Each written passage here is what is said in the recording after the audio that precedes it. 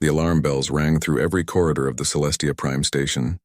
Ambassador Vex Thala's crystalline body pulsed with rapid flashes of orange light, a sign of deep concern among her species. She floated toward the central command chamber, her form catching and reflecting the emergency lights that painted the walls red. "What is the nature of this disturbance?" she asked as she entered the vast circular room. Dozens of different species stood at their stations, their faces showing expressions that all translated to the same emotion: fear. Commander Yulvan, a tall being with gray skin and 4 arms, gestured toward the main display screen. "Ambassador, we detected a massive energy signature at the edge of our space.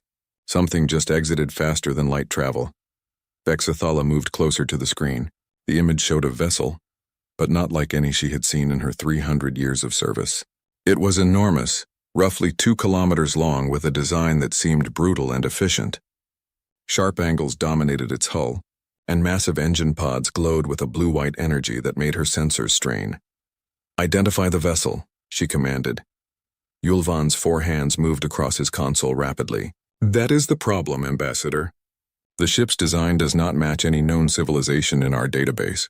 The energy signature is completely unknown. It is raw, unrefined, and according to our readings, incredibly powerful." Another council member, a floating sphere of contained plasma named Thex, spoke up. "Could it be the Krell? Perhaps they have developed new technology."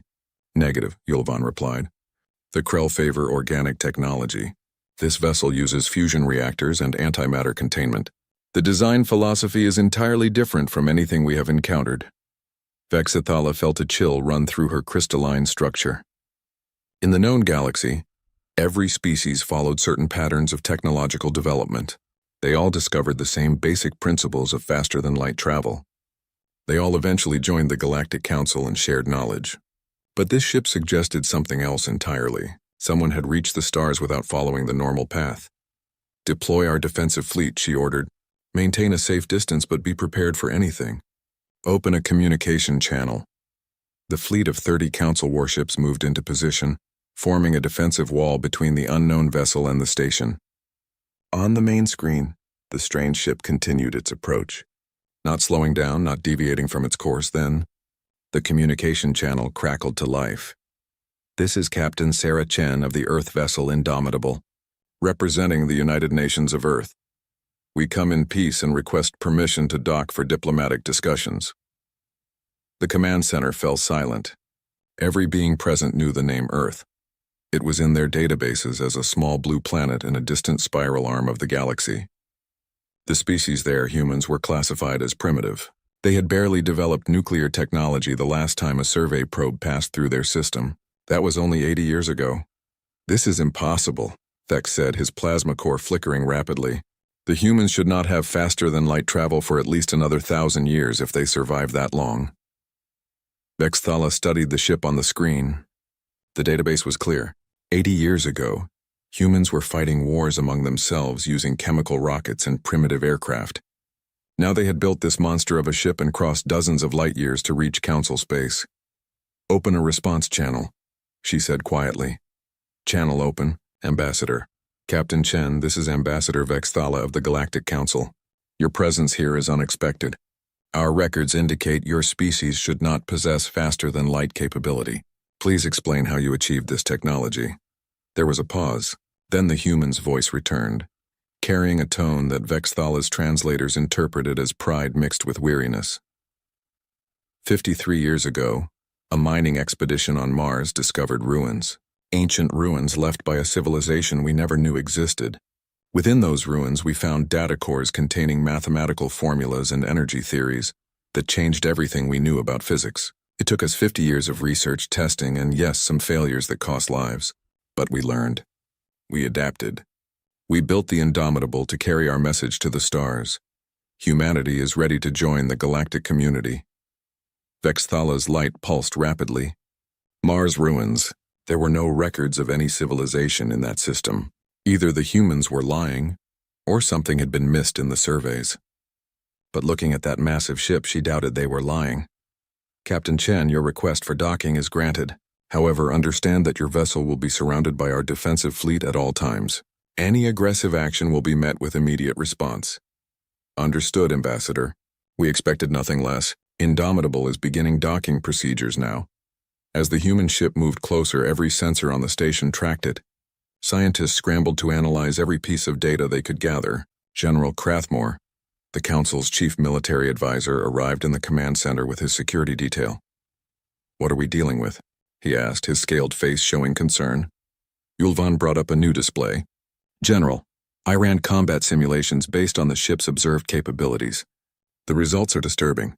That single vessel has firepower equivalent to 15 of our cruisers. Their armor is primitive but incredibly thick. Their weapons appear to be kinetic-based, using magnetic acceleration to fire solid projectiles at tremendous speeds." Crathmore's eyes widened. "Kinetic weapons?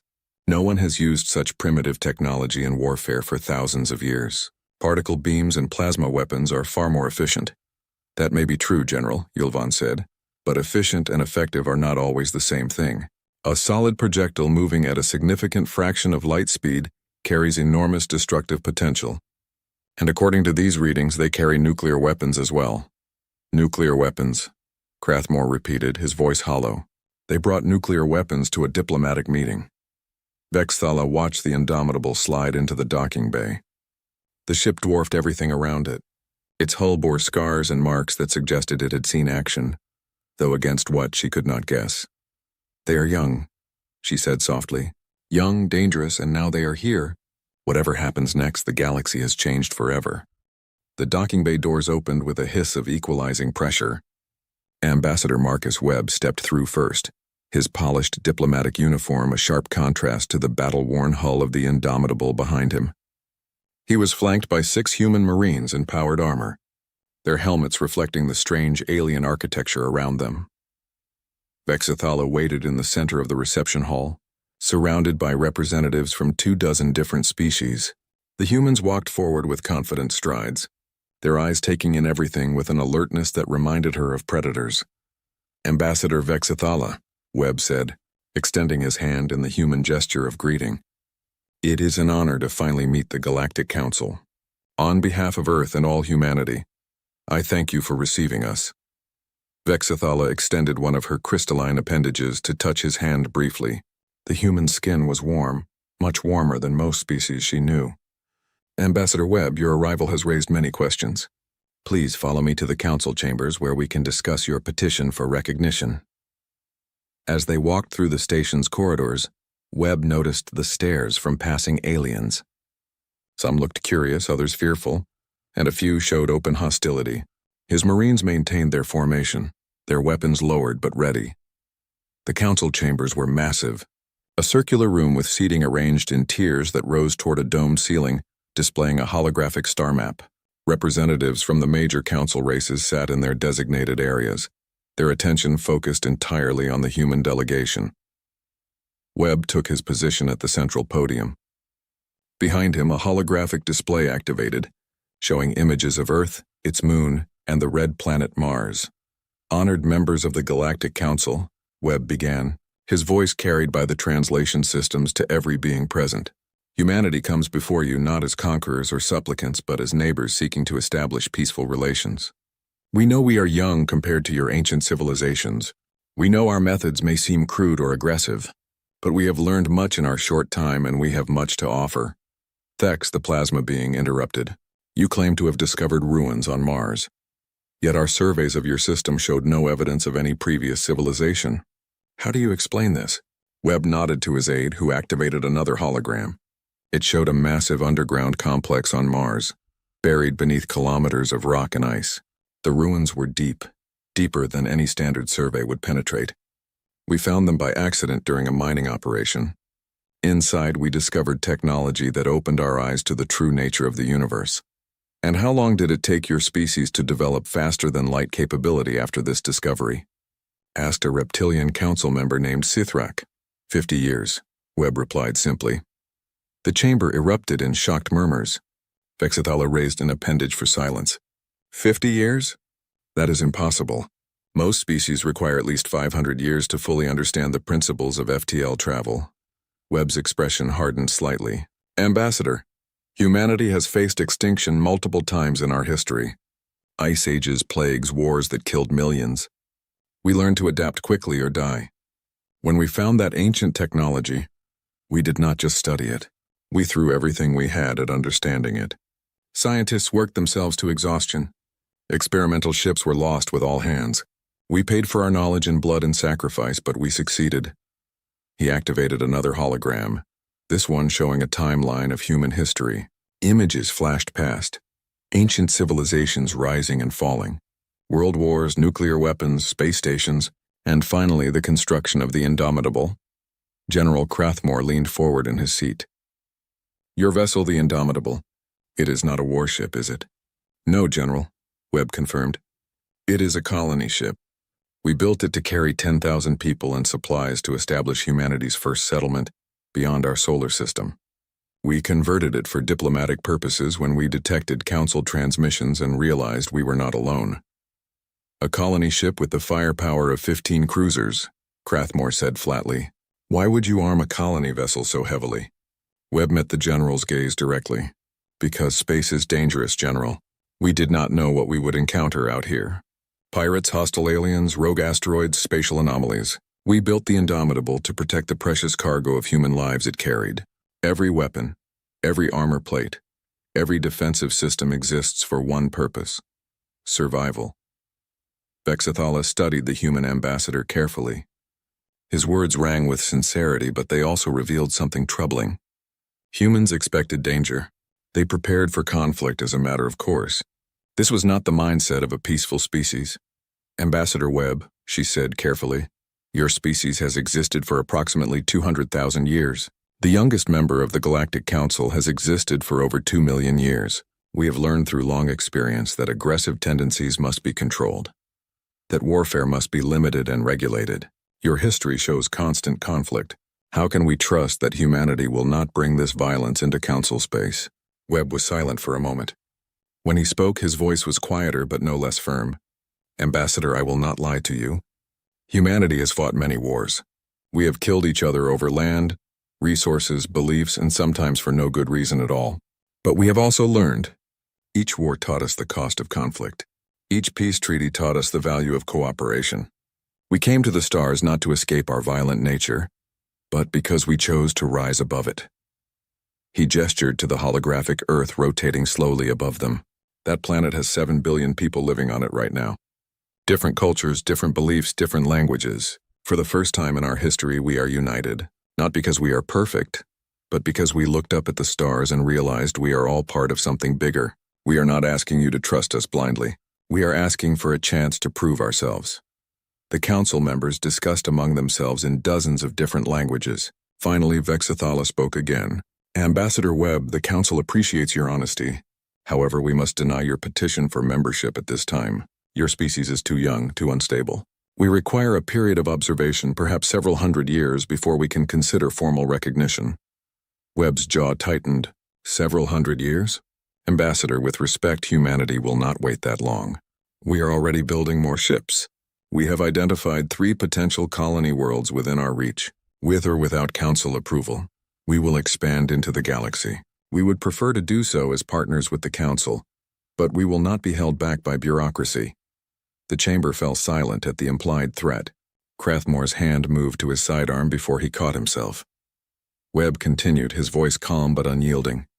I should also mention that the Indomitable is not Earth's only ship. We have begun construction on a full fleet.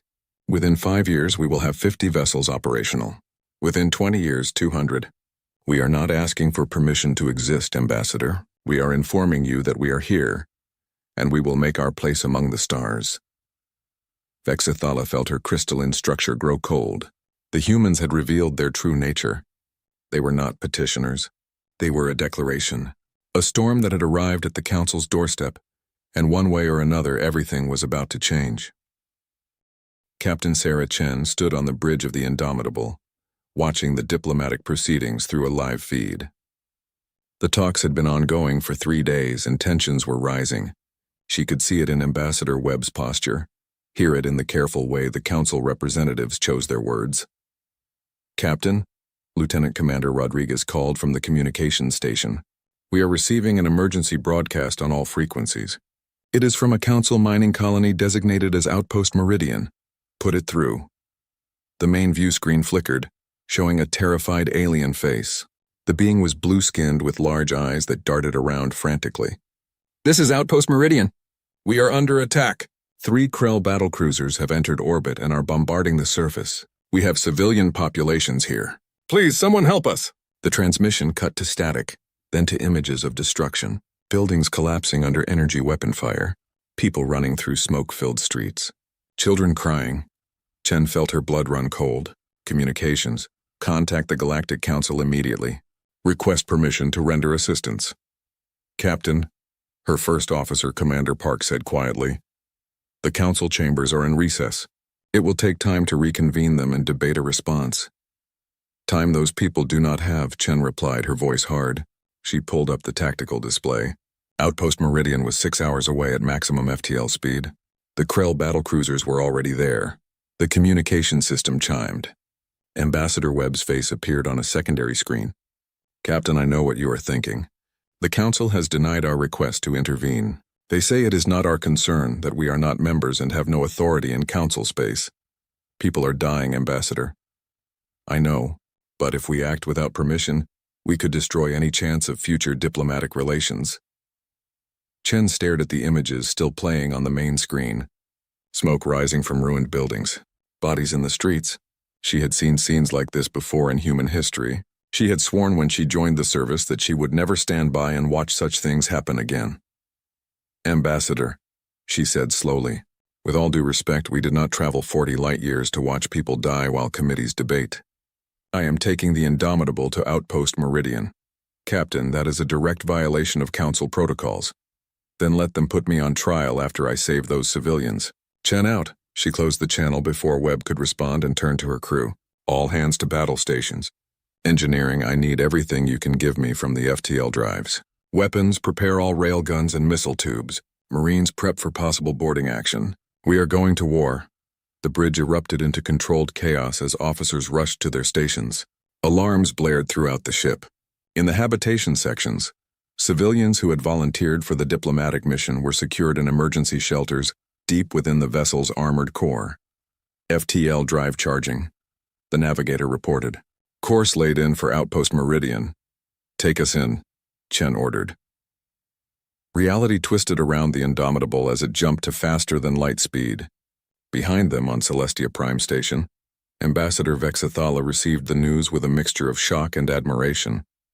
The humans had made their choice, and now everyone would see what they were truly capable of. 6 hours later, the Indomitable dropped out of FTL at the edge of the Outpost Meridian system. The tactical display immediately lit up with contacts. 3 massive vessels hung in orbit above the colony world, their weapons still firing at the surface.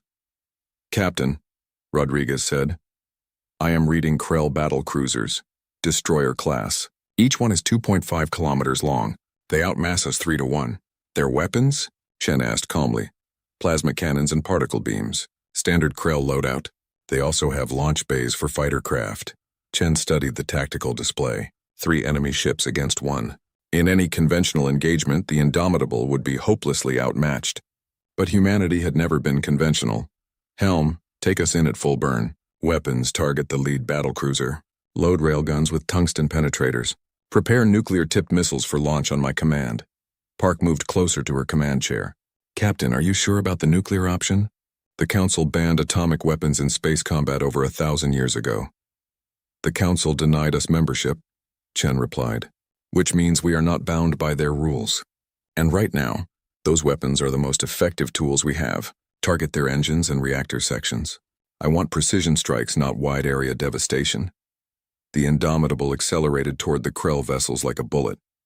On the planet below, survivors huddled in bunkers watched their sensors with desperate hope. The Krell battlecruisers detected the approaching ship and began to turn their weapons away from the planet. "Enemy vessels are hailing us," Rodriguez reported. "Let me hear it." A harsh, guttural voice filled the bridge. The translation software rendered it in English. "Unknown vessel, you are interfering in Krell Dominion operations. Withdraw immediately or be destroyed." Chen leaned forward in her chair. "This is Captain Sarah Chen of the Earth vessel Indomitable. You are attacking a civilian colony. Cease your bombardment immediately and withdraw, or I will consider you hostile combatants." There was a pause. Then the Krell voice returned, this time with what the translator interpreted as amusement. Earth? We have no record of this species. You dare to challenge 3 battle cruisers with a single ship? Your foolishness will be your death. We will see, Chen said quietly. All weapons fire at will. The Indomitable's railguns opened up first. Tungsten slugs, each weighing several tons, were accelerated to a significant fraction of light speed by magnetic fields running the length of the ship. They crossed the distance to the nearest Krell battlecruiser in seconds and slammed into its shields with tremendous force. The Krell shields held, but just barely. Warning lights flashed on Krell bridges as power systems strained. They had never encountered kinetic weapons with such velocity. Energy shields were designed to deflect plasma and particle beams, not solid matter moving at relativistic speeds. Launch missiles, Chen commanded. 6 nuclear-tipped missiles streaked from the Indomitable's launch tubes. The Krell point defense systems opened fire, destroying 4 of them before they reached their targets. But 2 got through. They detonated against the lead battlecruiser's shields in brilliant flashes of nuclear fire. The shields collapsed. The Krell vessel's armor, designed to resist energy weapons, offered little protection against the raw kinetic and thermal force of a nuclear explosion. Sections of the hull buckled and tore away. Atmosphere vented into space. Direct hit, Park reported. Enemy vessel's main reactor is destabilizing. They are losing power across all systems. Target the second ship, Chen ordered. Continue firing. The battle had only just begun, but already the Krell were learning a harsh lesson. Humanity might be young, might be primitive by galactic standards, but they were also survivors. And survivors fought with every weapon at their disposal, no matter how brutal or outdated the rest of the galaxy considered them to be. The second Krell battlecruiser opened fire with its plasma cannons.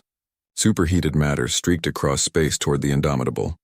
The human ship's shields absorbed the first volley, but Chen could feel the deck shudder under her feet.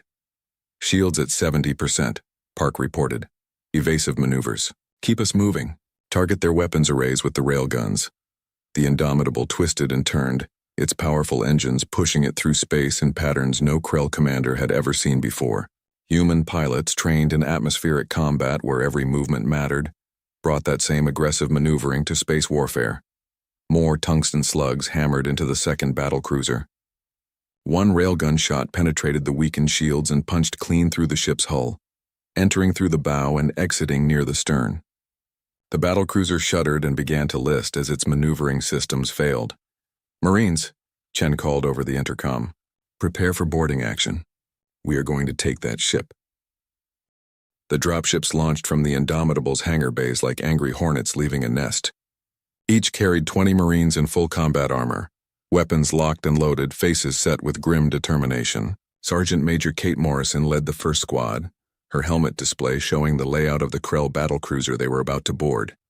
Listen up, she barked over the squad channel. Krell fight in rigid formations. They expect enemies to do the same. We are not going to give them that satisfaction. Hit hard, hit fast, move constantly. Remember your training. Watch your corners. Cover your squad mates. And most importantly, come back alive. Earth needs every one of you. The dropship shuddered as it passed through the expanding debris field left by the destroyed lead battlecruiser. Morrison watched through the forward viewports as they approached the damaged second vessel. Sections of its hull were torn open, venting atmosphere and bodies into the void. 30 seconds to breach, the pilot called. Morrison checked her weapon one last time.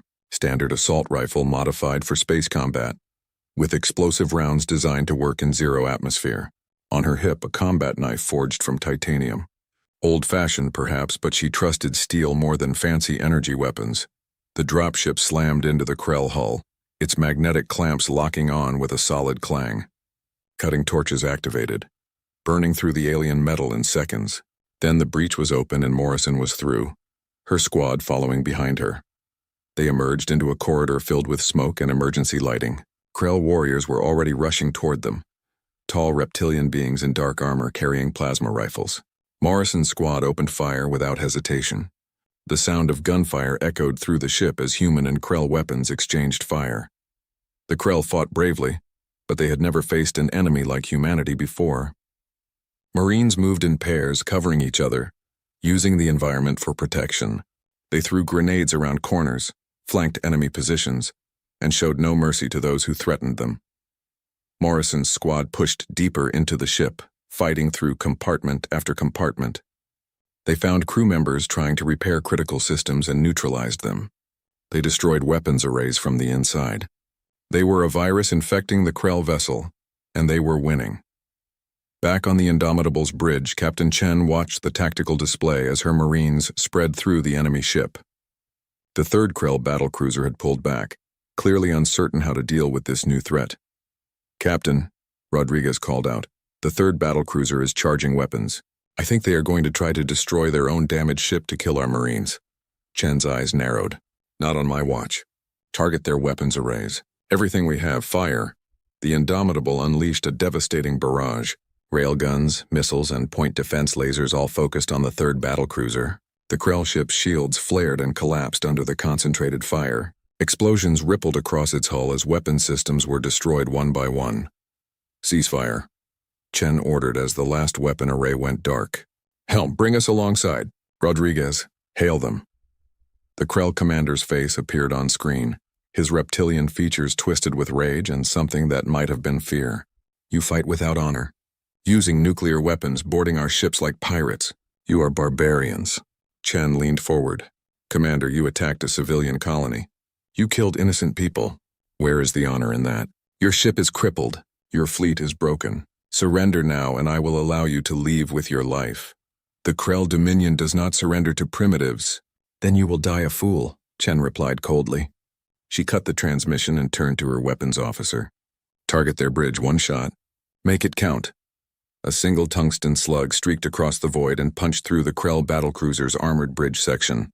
There was a brief flash of escaping atmosphere, and then the ship went dark, its commander dead along with his senior staff.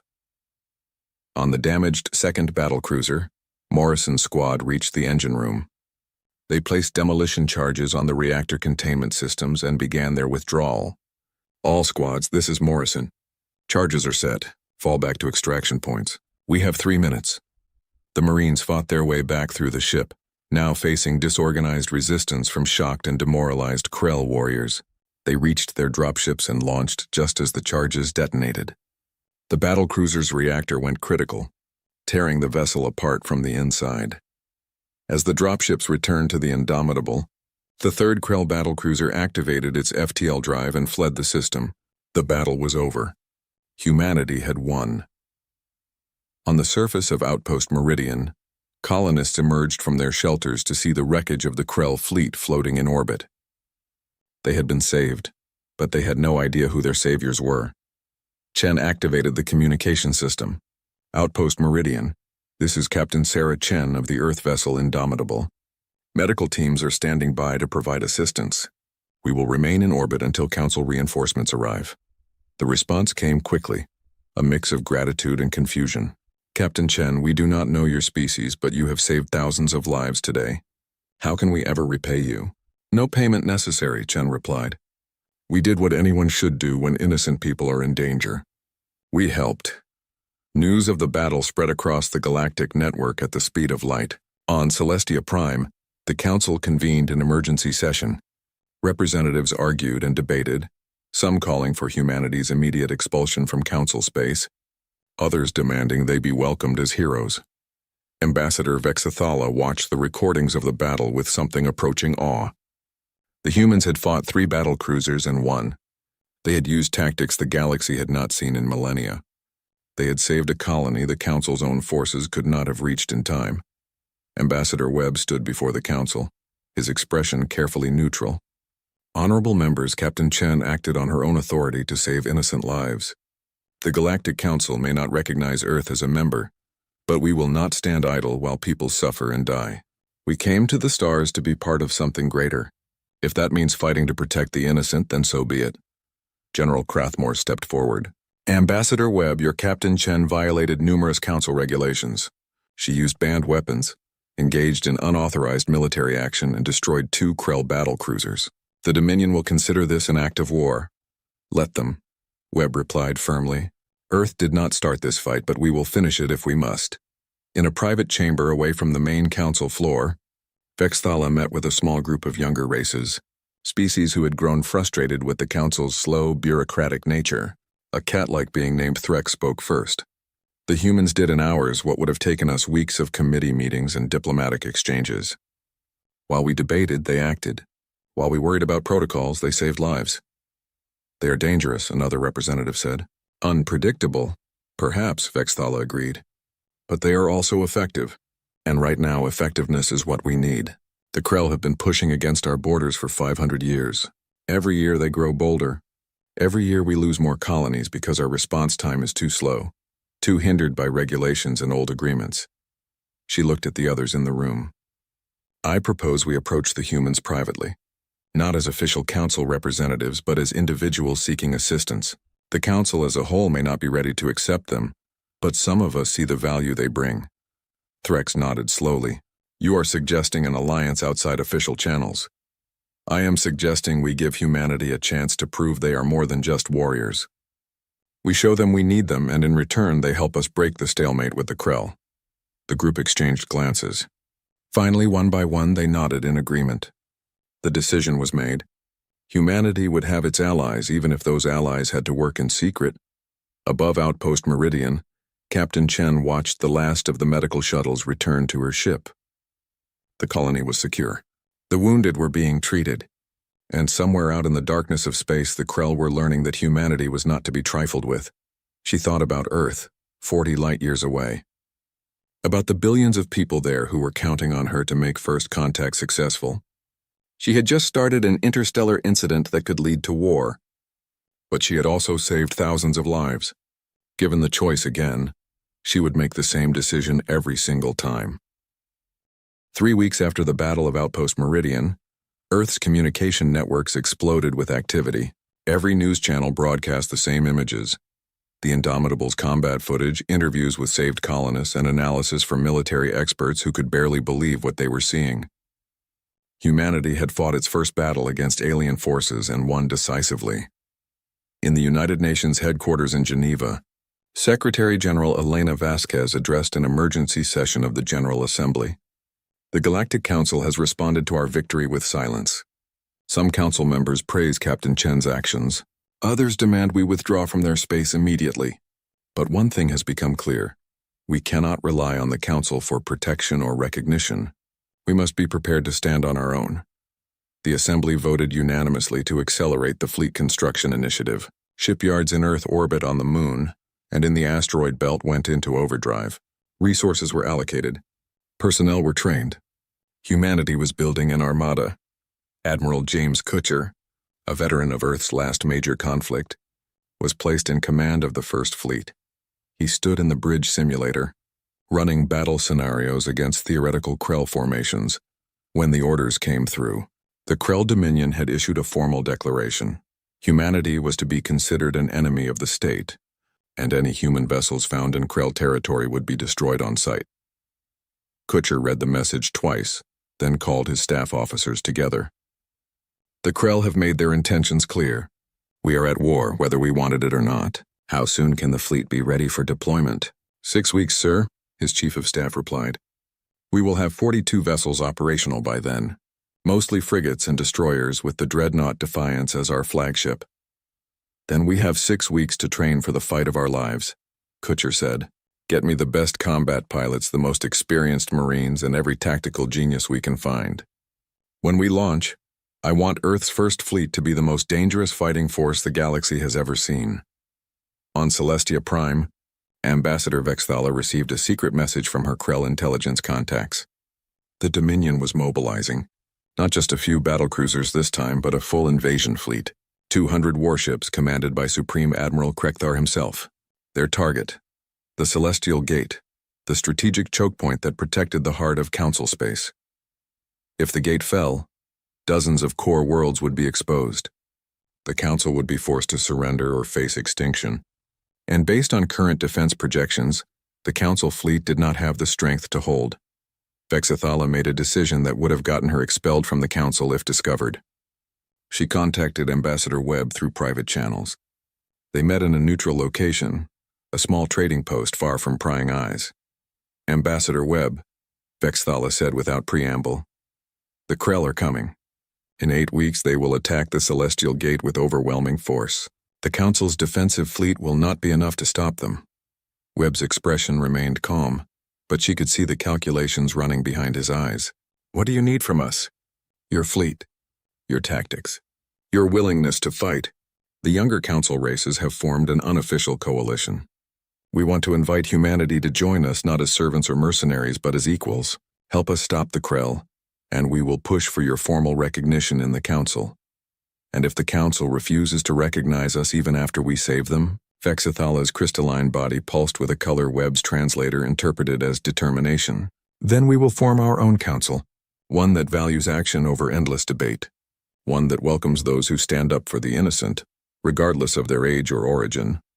Webb extended his hand. You have a deal, Ambassador. Earth's first fleet will be at the Celestial Gate when the Krell arrive. 8 weeks later, the Krell invasion fleet emerged from FTL at the edge of the Celestial Gate system. Supreme Admiral Krekthar stood on his flagship's bridge, surveying the Council's defensive formation with satisfaction. 150 Council warships hung in space before the gate, arranged in traditional defensive patterns. They are predictable, Krekthar said to his second-in-command. Send in the first wave. We will overwhelm their flanks and break their formation. Then the gate will fall and the Council with it. The Krell fleet advanced, their ships moving in perfect geometric formations, energy weapons charged, fighter craft launched. The battle for the Celestial Gate had begun. The Council fleet fought bravely. Their particle beams and plasma cannons lit up the darkness of space. Ships maneuvered into optimal firing positions. Defensive shields flared under enemy fire, but they were outnumbered and outgunned. Slowly, inevitably, the Krell pushed forward. On the Council flagship, Admiral Yenthar of the Thex species watched his tactical display with growing despair. His fleet was being torn apart. In another hour, maybe 2, the battle would be lost. Then the sensors detected something new. A massive wave of FTL signatures appearing behind the Krell fleet. 50 ships dropped into normal space, their weapons already hot and ready. Earth's first fleet had arrived. The dreadnought Defiance led the charge, Admiral Kutcher standing on its bridge with his command staff around him. The ship was a monster, 3 kilometers long, bristling with railguns and missile launchers. Behind it came frigates, destroyers, and cruisers, each one carrying the lessons learned from the Indomitable's battle. Kutcher opened a broadcast on all frequencies. Attention all vessels. This is Admiral James Kutcher of Earth's First Fleet. To the Galactic Council forces, you are not alone. To the Krell Dominion, you picked the wrong fight. All human ships weapons free. Let's show them what Earth is made of. The human fleet hit the Krell formation like a hammer striking glass. Railguns fired tungsten penetrators that punched through shields and armor. Nuclear missiles detonated in brilliant flashes. Human ships moved with aggressive, unpredictable patterns that broke up Krell formations. Supreme Admiral Krekthar watched in shock as his carefully planned attack dissolved into chaos. These humans fought like nothing he had ever encountered. They sacrificed their shields to close into point-blank range. They used their ships as battering rams when ammunition ran low. They showed no fear, no hesitation.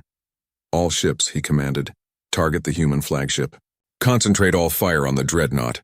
Kill it and break their morale. Dozens of Krell battlecruisers turned their weapons on the Defiance.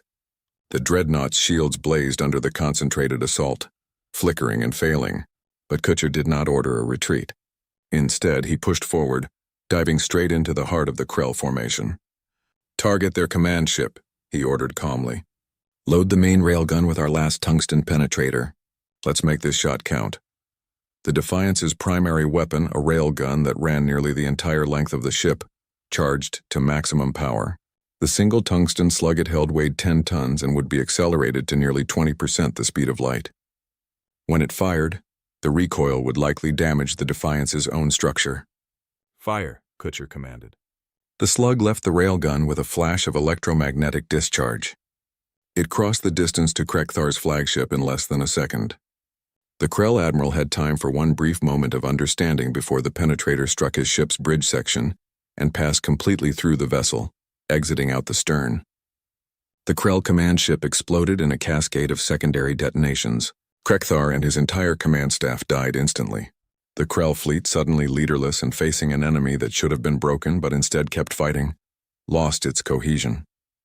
Captain Sarah Chen, commanding a destroyer in the Earth fleet, broadcast a message to the surviving Krell vessels. Your admiral is dead. Your formation is broken. Retreat now and live to see another day. Stay and die. The choice is yours. One by one, the Krell ships activated their FTL drives and fled. The battle was over.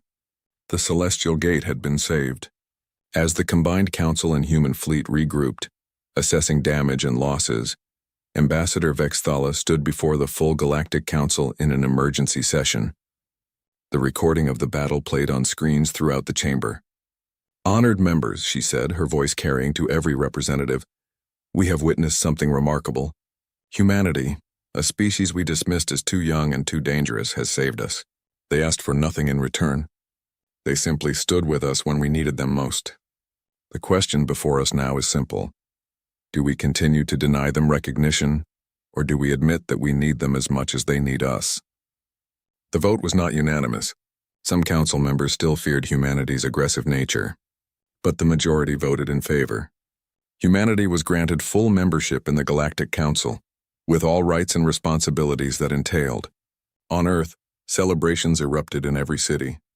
Humanity had taken its place among the stars. They had proven themselves not through words but through action. They had shown that being young did not mean being weak, and that sometimes the willingness to fight was the only thing that prevented tragedy. Admiral Kutcher stood on the bridge of the damaged Defiance, looking out at the fleet around him. Human ships worked alongside alien vessels, repairing damage, recovering survivors, and tending to the wounded. For the first time in history, humans and aliens stood as equals. Ambassador Webb's final speech to the Council was broadcast across the galaxy. "We did not come to the stars seeking glory or conquest. We came seeking connection, purpose, and the chance to be part of something greater than ourselves. Today we prove that humanity's greatest strength is not our weapons or our ships. It is our refusal to abandon those who need us. It is our determination to stand against injustice no matter the cost. We are here, we are ready, and we will never stop fighting for what is right." And in the silence that followed his words, in that moment of understanding between species separated by millions of years of evolution, the galaxy changed forever. Humanity had arrived and nothing would ever be the same. The galaxy mocked when humans sent one ship. Then it arrived. Alan Porter looked out the window of the United Earth Space Agency headquarters. The stars seemed to mock him tonight.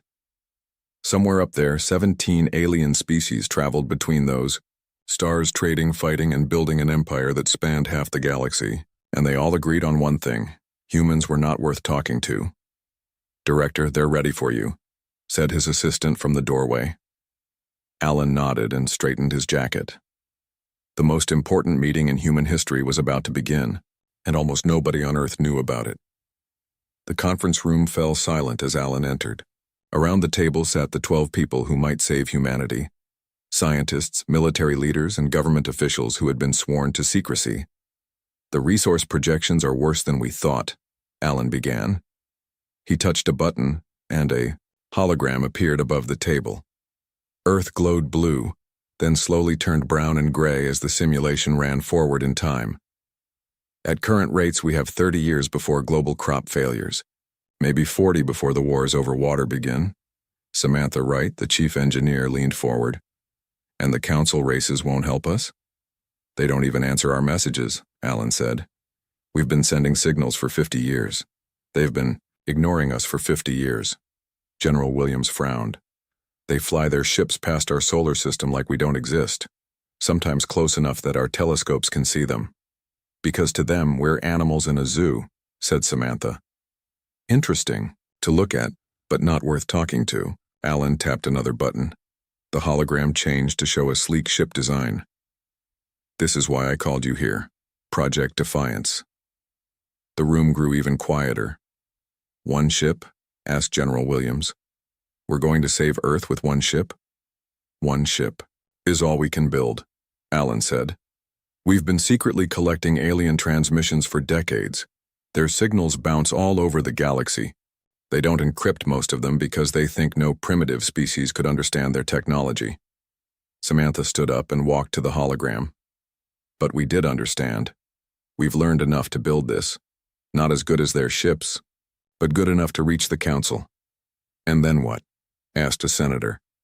We beg for help? Alan shook his head. We show them they were wrong about us. We've studied their politics, their conflicts, their needs. We know more about them than they think. This is insane, the senator said. If we fail, if we do nothing, Earth dies slowly. Alan cut in. The projections are clear. Samantha touched the hologram spinning the ship design. We can do this. I've been working on the engine design for 15 years. Who would crew such a ship? Asked a scientist from the back. We have volunteers, Alan said. The best Earth has to offer. 4,000 miles away in a training facility hidden beneath the New Mexico desert, Daniel Hayes ran until his legs burned. Next to him, Lisa Morgan kept pace, her breathing steady. Think? The aliens will have treadmills? Lisa asked between breaths. Daniel laughed. I'm more worried about whether they'll have oxygen. They rounded the final corner of the track, where Gregory Kim waited with a tablet in hand. He was the mission's science officer, responsible for understanding alien biology. If my translations are correct, Gregory said, the council chamber has separate atmospheric sections. We should be able to breathe. If your translations are correct, Daniel repeated with a smile. That's reassuring. Gregory shrugged. I've only had alien language transmissions to work with. No pressure. The three of them walked toward the center of the facility, where a replica of the Defiance's bridge stood. It was smaller than most people imagined a spaceship would be. No wasted space, no luxury, just the essentials for a crew of 12 on a 3-year journey. Olivia Martinez looked up from under a console where she was checking wiring. Captain on deck, she said with a grin. Daniel waved her off. Not captain yet, Chief. 3 more weeks, Olivia reminded him. Then we're all stuck with you in charge. The ship was almost ready, secretly built in pieces at facilities around the world, then assembled in orbit. Most of Earth's space budget for the past decade had gone into this single vessel. One chance to save humanity. That night, as the crew ate dinner together, John Campbell, their military strategist, showed them something on his tablet. Intercepted this today, he said. The council knows we're building a ship. The table fell silent as they watched the recording. The alien spoke in its own language, but subtitles appeared below, translated by Gregory's software. The humans are launching a vessel, the alien said. Its skin was blue with ridges along its head. One primitive ship with their primitive technology. How far do they think they'll get? Another alien, this one with gray skin and 4 eyes, laughed. They'll be lucky to reach their own moon without breaking apart. John turned off the recording. They're mocking us. Good, said Daniel. Let them underestimate us. They've been watching us, Lisa said. Spying on us. Of course they have, Gregory replied. They monitor all developing worlds. We're just an entry in their database. Daniel stood up. Then let's change our status. They think we're sending a ship to join their galaxy. They don't realize we're sending a ship to change it. 2 weeks later, a leak reached the press. A reporter managed to photograph the Defiance during a supply run to the orbital construction site. Humanity's Hail Mary, read the headline. Secret spaceship, our last hope? The world governments were forced to acknowledge the project. Debates raged. Protests formed. Some called it a waste of resources. Others called it humanity's greatest achievement.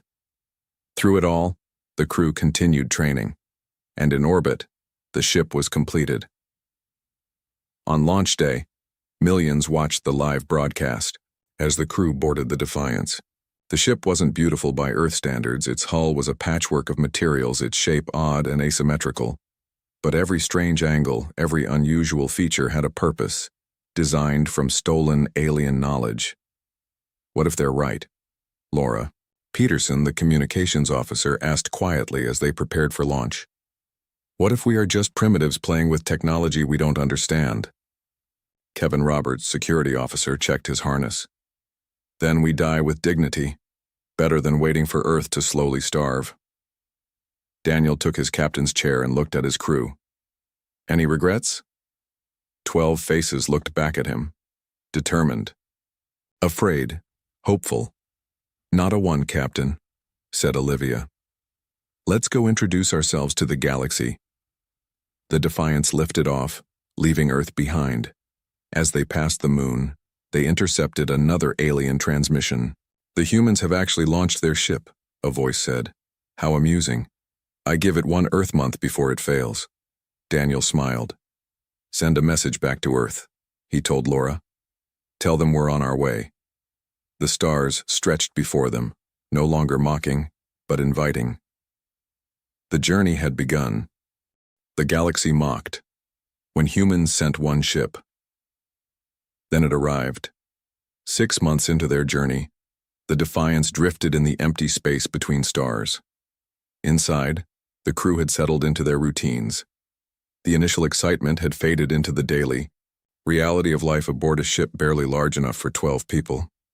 Daniel Hayes floated into the bridge area, pushing himself along the handrails. In space, they kept gravity systems off when possible to save power. Status report, he said. Lisa Morgan looked up from her navigation station. On course, Captain. We'll reach the Proxima star in 3 days. Any signs we're being tracked? Gregory Kim shook his head. Nothing on sensors. The council races seem to have lost interest in us. Their communication channels barely mention Earth anymore. Daniel nodded.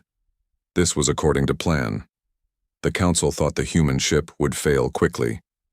When it didn't, they assumed it would fail eventually. Why waste resources monitoring what they saw as a doomed mission? Good, Daniel said. The less attention, the better. He made his way to engineering, where Olivia Martinez and her team worked constantly to improve the ship's systems. The Defiance wasn't just a vessel, it was a laboratory. Using what they learned during the journey, they upgraded and modified each system. How's our special project coming? Daniel asked when he found Olivia. She grinned and pointed to a complex device taking shape in the corner. The shield generator is at 67% capacity, better than we hoped. Will it work? In theory. We won't know until we test it against actual alien scanning technology. Daniel looked at the device with mixed feelings. So much of their plan depended on technologies they had never tested against the real thing. They had built the Defiance based on intercepted alien communications, studying scraps of information and making educated guesses. Have faith, Captain, Olivia said, seeing his expression. Human ingenuity, remember? Human ingenuity, he repeated. It had become something of a mantra among the crew. Later that night, while most of the crew slept, Daniel met with John Campbell in the small room they used for strategy sessions. The Council defense patterns are more complex than we thought, John said, showing Daniel a simulation.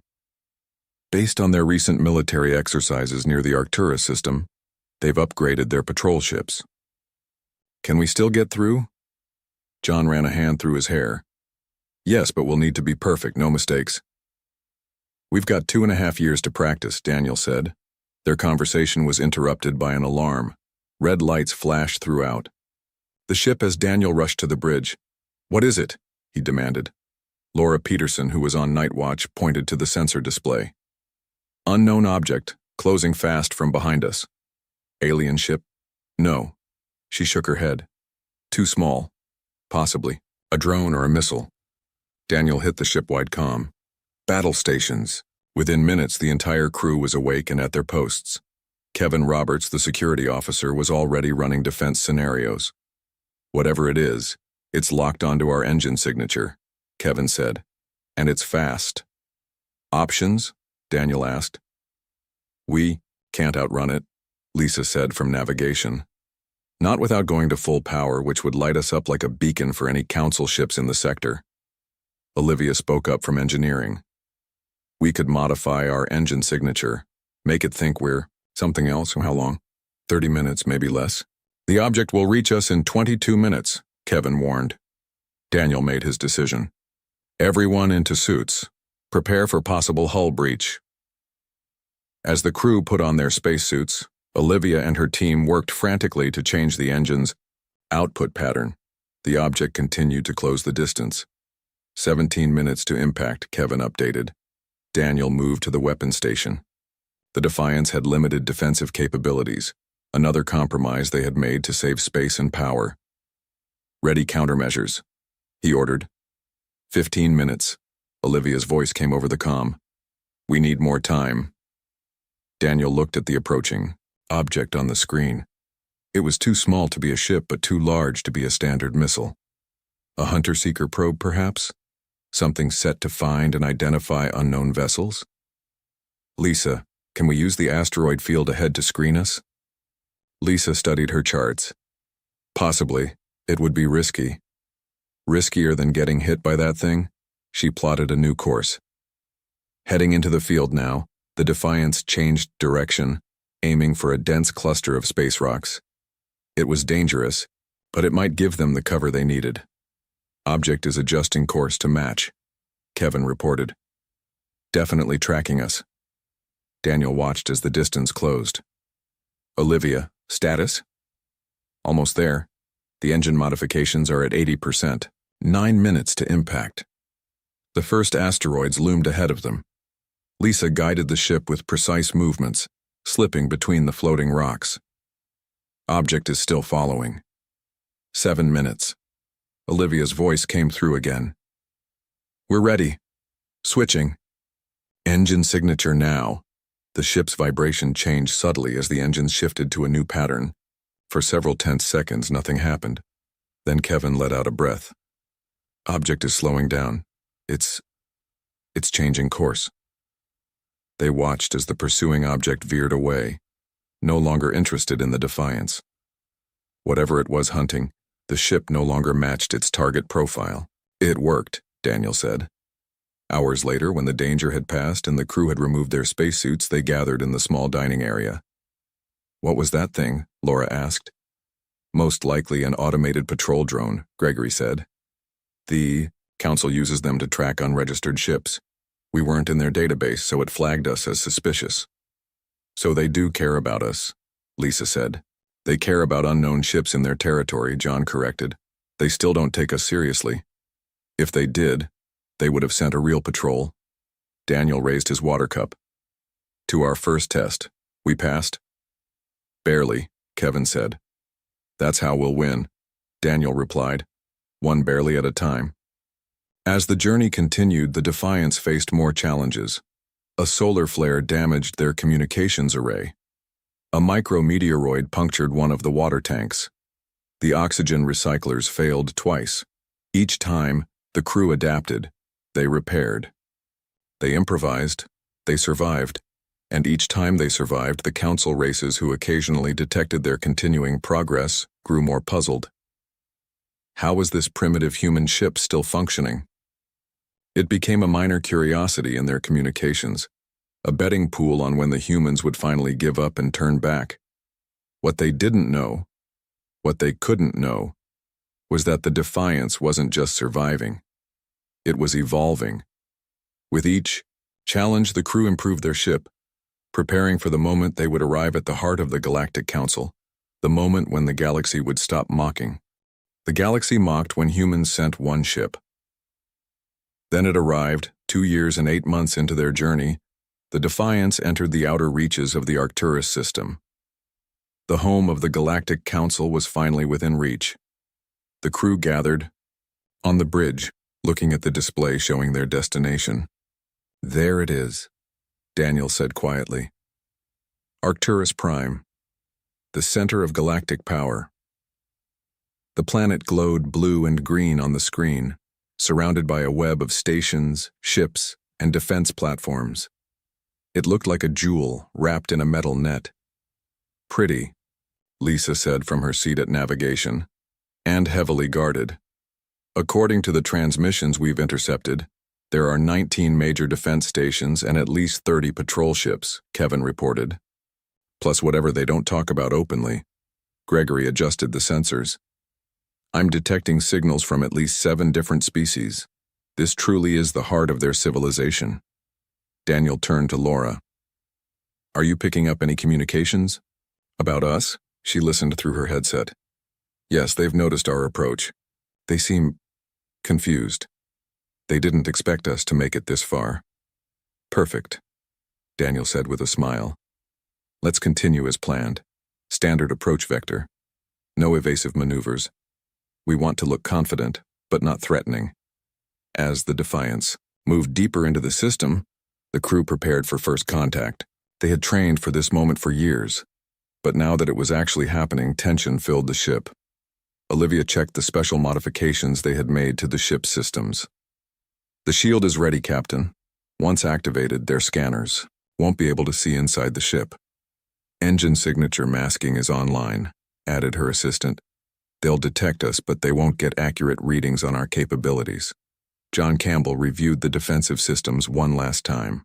Remember, we don't fire unless fired upon. Even then, we use only minimal force.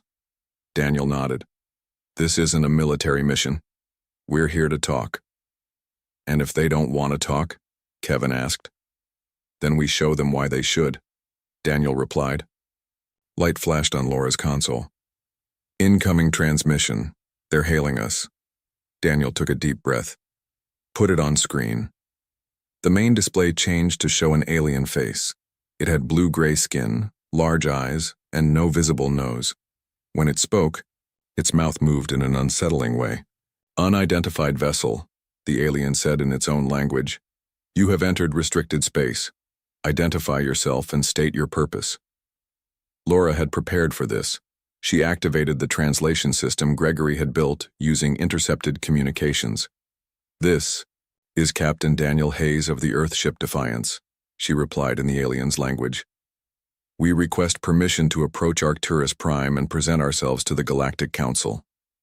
The alien's eyes widened slightly, a sign of surprise. According to Gregory's research, Earthship, you are the human vessel.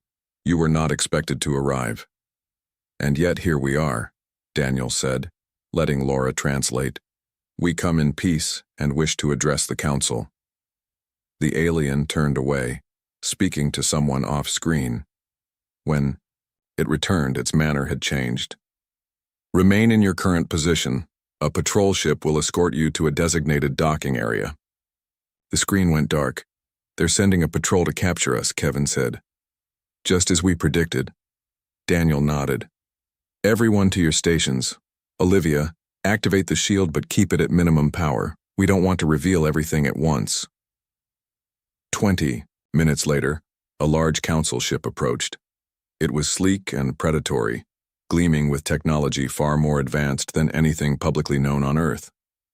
They're scanning us, Gregory reported. The shield is working. They can see our outline, but not our internal systems. They're hailing us again, Laura said. This time a different alien appeared on screen. This one had red skin and a crest of spines on its head. Its voice was deeper, more authoritative. Human vessel. You will follow us to docking station 12. Any deviation from our course will be considered hostile action. Understood, Daniel replied through Laura's translation. We will comply. As the Defiance followed the patrol ship deeper into the Arcturus system, the crew could see the massive structure that housed the Galactic Council. It was a space station the size of a small moon, with sections that clearly accommodated the different environmental needs of various alien species. Look at the architecture, Gregory said with wonder. Each section is designed for a specific atmosphere and gravity. Focus, Daniel reminded them. Remember why we're here. The patrol ship led them to a docking port on the outer ring of the station. As they approached, Laura continued monitoring council communications. Captain, she said urgently. They're discussing containment protocols. They plan to lock us in that docking bay and then disable our ship. Daniel had expected this. Olivia, prepare countermeasures. Kevin, security team to the airlock. John, be ready with defensive systems. What are we going to do? Lisa asked. Follow their directions exactly, Daniel said, but not their expectations. The Defiance docked smoothly with the station. Through the viewport they could see armed guards waiting in the docking bay. Daniel stood and straightened his uniform.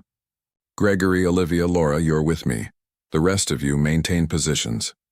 Before they exited the ship, Olivia activated a small device on her wrist. Personal shields active, she confirmed. They can't scan us or restrain us electronically. Daniel nodded. Remember, we're not here as conquerors or as beggars. We're here as equals. They stepped through the airlock onto the council station. The alien guards watched them with weapons ready. The air was breathable but had a strange smell. A tall alien with purple skin and forearms approached them. I am Station Commander Zurl. You will surrender your weapons and follow me to quarantine. Gregory's translator conveyed the words, and Laura helped Daniel form his reply in the alien language. Commander, Daniel said, his words translated by the device Laura held. We carry no weapons and we are not here for quarantine. We request an immediate audience with the council representatives. The commander made a harsh sound that Gregory's research suggested was laughter. You request? Humans request nothing here. You will follow our protocols.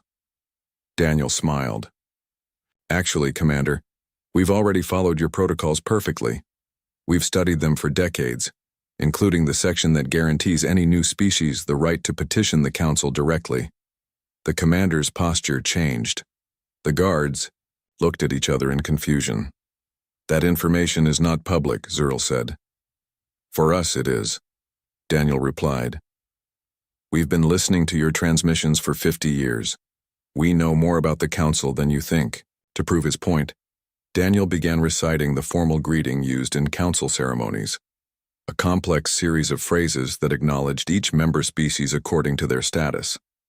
The commander's multiple eyes widened. How do you know these things?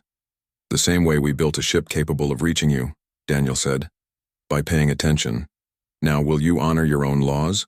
Or shall we leave and tell other emerging species how the Great Council treats newcomers? There was a long silence. Finally, Zurl spoke into a communication device. After a brief exchange, the commander turned back to the humans. The council will see you. Not all of you. Just you, Captain. Daniel nodded. That is acceptable. As Daniel prepared to follow the commander, Laura touched his arm.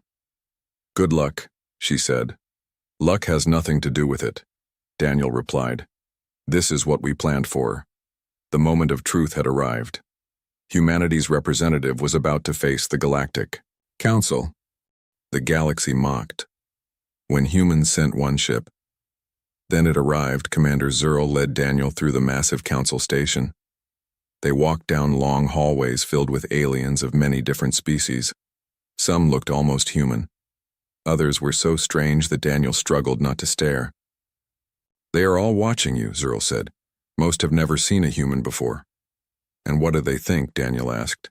They think you look weak, soft, no natural defenses. Daniel smiled slightly. Appearances can be deceiving. They reached a large chamber with a circular table.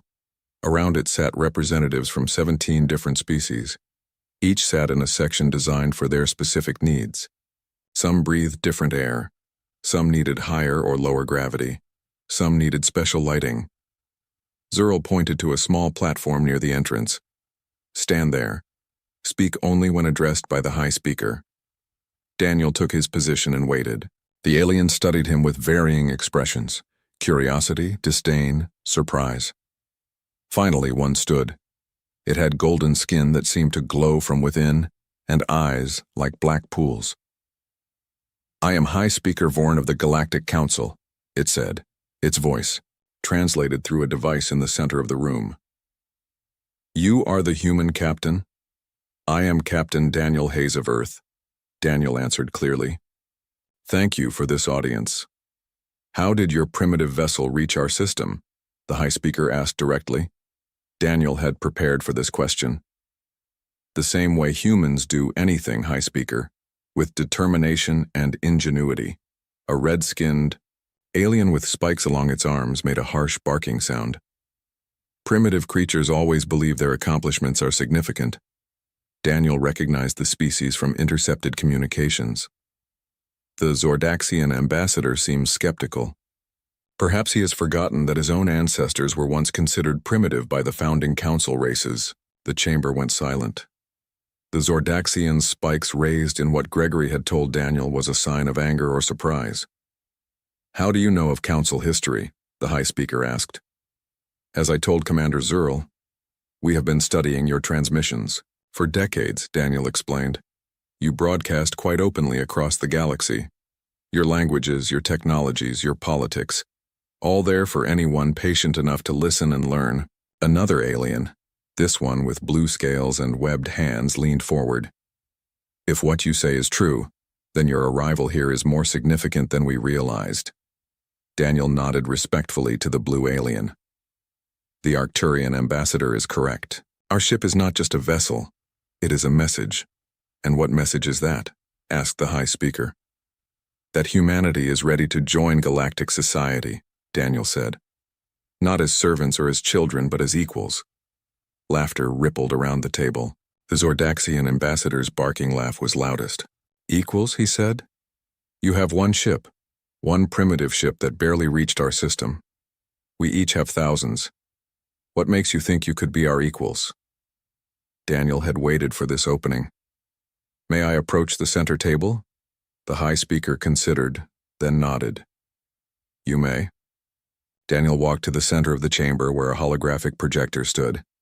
He removed a small device from his pocket and held it up. With your permission, I would like to share some information. After receiving approval, Daniel connected his device to the Council's system.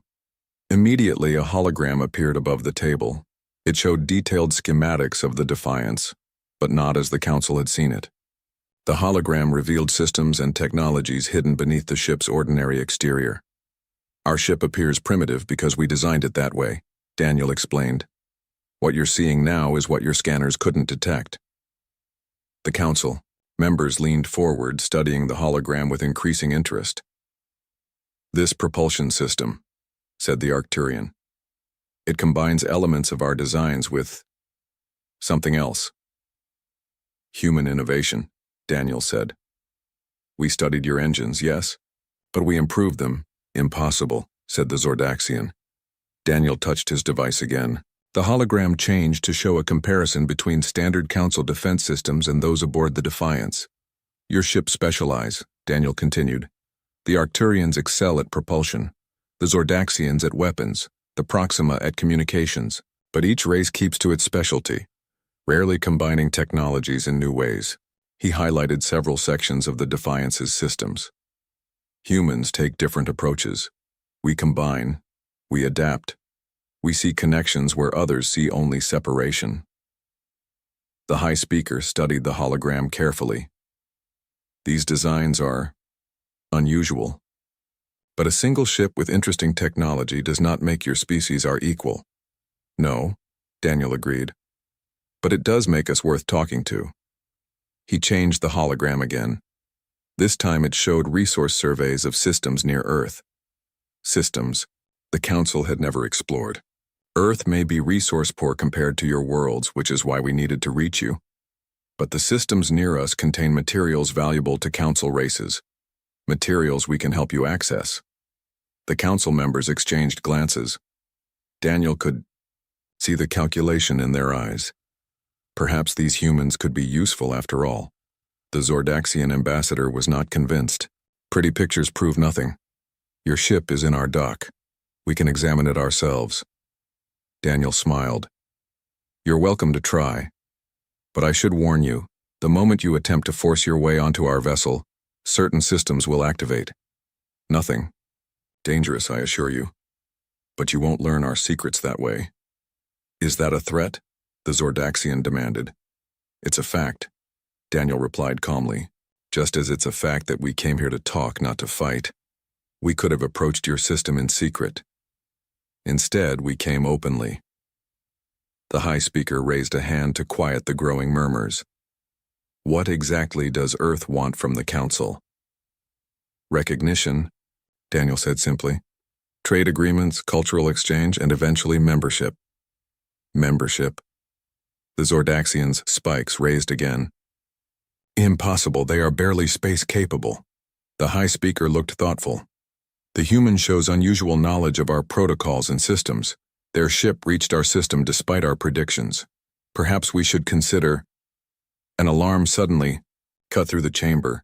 Red lights flashed as a voice spoke in several languages in succession. Security alert. Unauthorized access detected in docking bay 12. Daniel felt his heart sink. Something had gone wrong with the plan. The Zordaxian ambassador stood. See? They distract us while their companions sabotage our station. Commander Zerl received a message through his communication device. His four eyes widened. High speaker, the humans have activated some kind of energy field around their ship. Our security teams cannot approach it. All eyes turned to Daniel.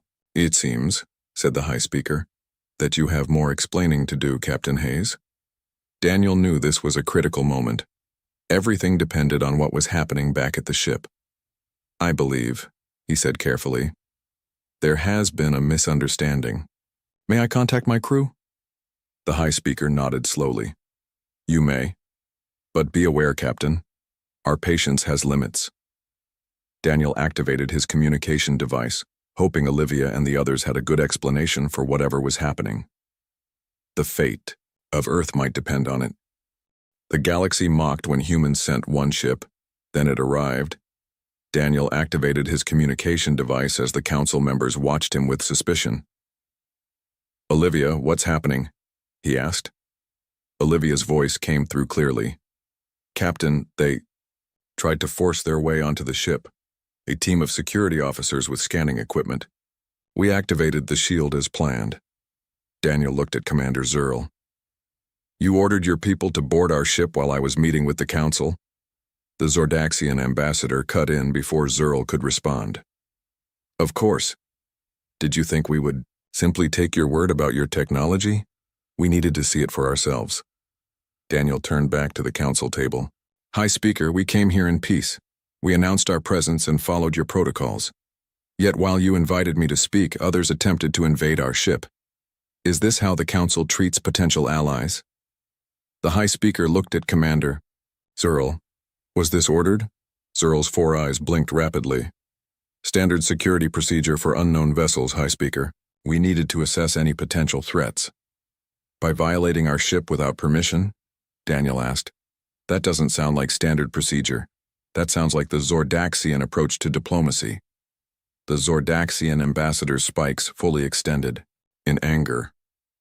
You dare? Ambassador, the High Speaker interrupted. Did you authorize this action without council approval? The red-skinned alien hesitated just long enough to confirm Daniel's suspicion. The Zordaxian had acted independently, trying to seize human technology while the captain was away from his ship. Daniel spoke into his communication device again. Olivia, maintain the shield but allow it to drop for 10 seconds. Show them what you've been working on. Are you sure, Captain? Her voice asked. I'm sure. It's time they understood. The High Speaker leaned forward. What are you doing, human? Proving a point, Daniel replied. The holographic display in the center of the chamber suddenly changed. It now showed a live feed from the docking bay where the Defiance was berthed. The ship was surrounded by a faint blue energy field. Council security personnel stood at a distance, their scanning devices useless against the shield. As they watched, the shield flickered and disappeared. The security team moved forward, then stopped in amazement. The Defiance was changing. Sections of the hull shifted and reconfigured. New structures emerged that had been hidden before. In just 10 seconds, the ship transformed from what had appeared to be a simple transport vessel into something much more advanced. Then the shield reactivated, hiding the ship once more. The council chamber was completely silent. What just happened? The Arcturian ambassador finally asked. Adaptive configuration, Daniel explained. Another human innovation. Our ship can reconfigure itself based on circumstances. What you just saw was our defensive mode. Impossible, whispered a small, insect-like ambassador. Such technology would require thinking differently, Daniel finished for him, which is what humans do best. He turned to face the entire council. We came here because Earth needs help. Our planet faces resource shortages that will become critical in the next few decades. But we didn't come as beggars. We came as potential partners. Daniel gestured to the hologram, which now showed the Defiance in its transformed state. We built this ship by studying your transmissions and improving on your designs. Imagine what we could accomplish together as allies. The High Speaker studied Daniel for a long moment. Your ship is impressive, Captain Hayes. But it is only one vessel. How does Earth expect to contribute meaningfully to the Council with such limited resources? Daniel had prepared for this question his entire journey. High Speaker, what you saw today is just the beginning. The Defiance was our test, our proof of concept. He touched his device one last time. The hologram changed to show Earth's solar system. Then it zoomed in on a hidden facility in orbit around Jupiter. While the Council was watching our single ship cross the galaxy, we were building more. This is the Neptune shipyard, completed last month. The hologram showed a massive space station surrounded by 30 vessels in various stages of construction. All were based on the Defiance design, but each appeared to be more advanced. The second fleet launches next month, Daniel said. They're faster than the Defiance, more efficient, because we learned from our journey. The Council members stared at the hologram in disbelief. You're bluffing, the Zordaxian said, but his voice lacked conviction. Am I? Daniel replied. You thought we couldn't build one ship. You were wrong. You thought we couldn't reach your system. You were wrong again. Do you really want to test if I'm wrong about our second fleet? The High Speaker raised a hand for silence. If what you show us is true, then Earth has been underestimated. Significantly, Daniel agreed. And you still wish to join the Council, despite our misjudgment of your species? Daniel nodded. We do. Earth needs resources that the Council controls. The Council needs innovation that Earth can provide. An alliance benefits us both. The High Speaker conferred quietly with several other ambassadors. Finally, he turned back to Daniel. The Council will need to verify your claims, and there will be many details to negotiate. Of course, Daniel said. But, the High Speaker continued, we are prepared to open formal diplomatic relations with Earth. You will be granted provisional status while negotiations proceed. It wasn't full membership, but it was a start. Daniel bowed slightly. Earth accepts. We will assign a liaison to work with you, the High Speaker said. Ambassador Kell of the Arcturians has volunteered. The blue-scaled ambassador nodded to Daniel. Your ship's propulsion system particularly interests me, Captain. Daniel smiled. I'm sure our engineers will enjoy discussing it with you. As the meeting concluded, the Zordaxian ambassador approached Daniel. His spikes were now flat, against his skin in what Gregory had said was a sign of grudging respect. That shield, he said. It blocked our best scanners. How? Trade secret, Daniel replied. But perhaps we can discuss sharing technology once Earth has full Council membership. After the meeting, Daniel returned to the Defiance. His crew waited anxiously in the ship's main room. Well? Olivia asked. Did it work? Daniel looked at the faces of the people who had traveled across the galaxy with him. People who had risked everything on this mission. It worked, he said. Earth has provisional status. Negotiations begin tomorrow. The crew let out a cheer that must have been heard throughout the docking bay. Later, as they prepared to welcome the Arcturian ambassador aboard for the first official diplomatic meeting, Laura approached Daniel. Captain, she said, I've been monitoring Council communications since the meeting. And? They're talking about us, about humans. They're using a new word to describe us. She checked her notes. It translates roughly as the unexpected ones. Daniel smiled. I like that. From mockery to respect in one journey. Outside the viewport, they could see dozens of alien ships moving around the massive Council station. Soon, Earth vessels would join them. They mocked when we sent one ship, John Campbell said, coming to stand beside Daniel. They won't mock anymore, Daniel replied. The galaxy has changed today and humanity is just getting started.